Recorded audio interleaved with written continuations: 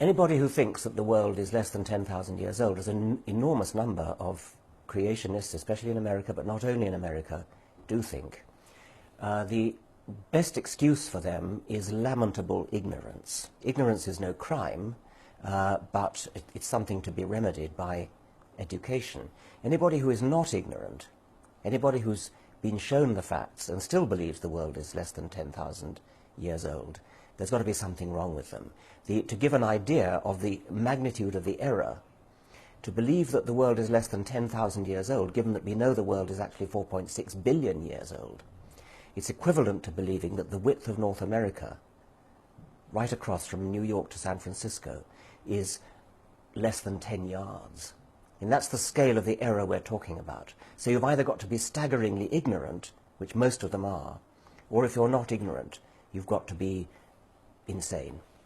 I think that religious upbringing is immensely powerful, and if it's hammered into you as a young child, it can be really quite difficult to get rid of in later life, especially if, when you were a child, you were told the devil will come and will try to persuade you of error, remain steadfast, don't listen. Sometimes they were even told things like, don't believe when people bring something they call evidence. Faith is more important than evidence. I mean, it's really a really appalling stranglehold that these archaic beliefs have on minds that have been warped since childhood.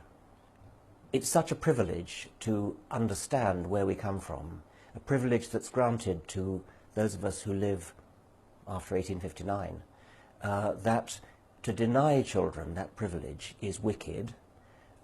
It's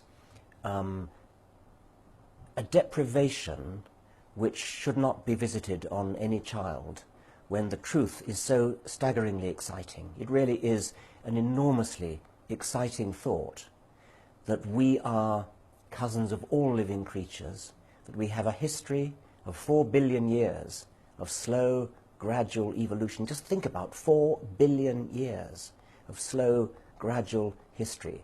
That's not something we can easily take on board. But the effort of doing so is well worth it. It's such a beautiful thought that we are the heirs of 4 billion years of maybe 3.5 billion years of evolution, and that we are cousins of all living things. When you put that against the measly, piddling little ideas that are in Genesis, it's just no comparison, and it's a sad and diminishing deprivation of a child's opportunities to be denied that knowledge.